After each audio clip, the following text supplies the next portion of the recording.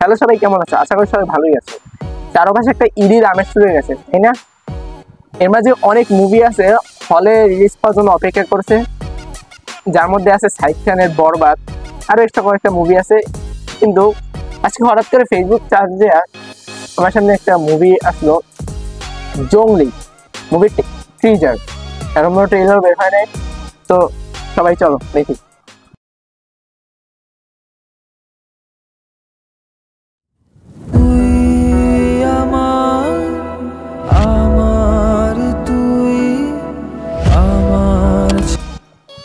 প্রথমে মিউজিক দিয়ে শুরু হয়েছে, মানে সং।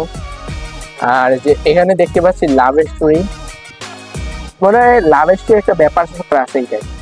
চলো দেখি।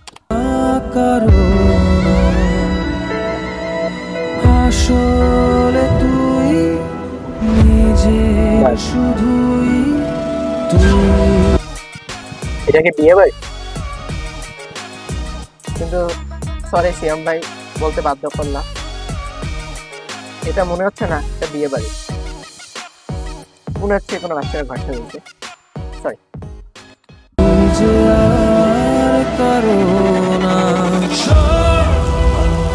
দ্বিতীয় আপু না তার উপরে সুসু করতে।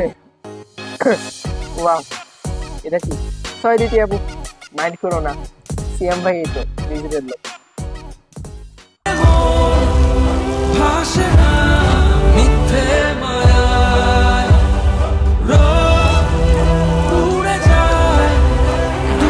সবে সে চেইন আটকে এলো, তো আল্লাহ না করুক চেইনটা আটকানোর সময়, সরি,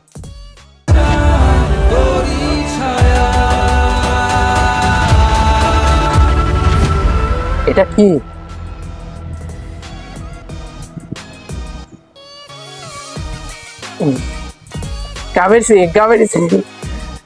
সরি, এতক্ষণ এই মুভিটা দেখার পরে, মানে টিজারটা দেখার পরে আমার অন্য কোনো নতুন একটু এক্সট্রিম হয়েছে, কিন্তু হঠাৎ করে লুকটা দেখার পর আর কিছু মারামারি দেখার পর আমার মনে হচ্ছে এটা কাবির সিং।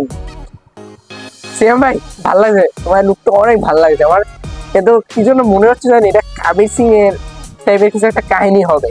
কিন্তু সরি, কাবির সিং এর কপি বের করো না, অলরেডি কাবির সিং দেখে আমাদের মাথা নষ্ট হয়ে গেছে।